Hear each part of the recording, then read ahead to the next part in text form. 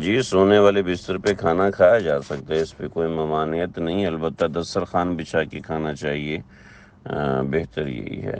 دیکھیں ہاسپٹل میں پیشنٹس کو عام طور پہ اسی بستر پہ دیتے ہیں، کھانا تو جائز ہے، بہتر یہی ہے کہ یہ نیچے دسترخوان بچھا کے کھایا جائے۔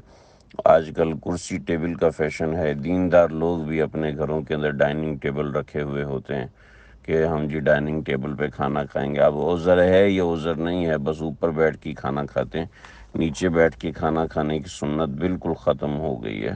تو کوشش کی جائے ہمارے دیندار لوگ بھی بس اپنے گھر کے ڈیکوریشن کے اندر، ہم دیندار لوگ جو ظاہری دیندار ہیں، ہم گھر کی ڈیکوریشن کے اندر ڈائننگ ٹیبل کو پکا رکھتے ہیں، کہیں بھی ہم نیچے دسترخوان بچھانے والی سنت کو ڈیکوریشن کا حصہ سمجھتے ہی نہیں ہیں۔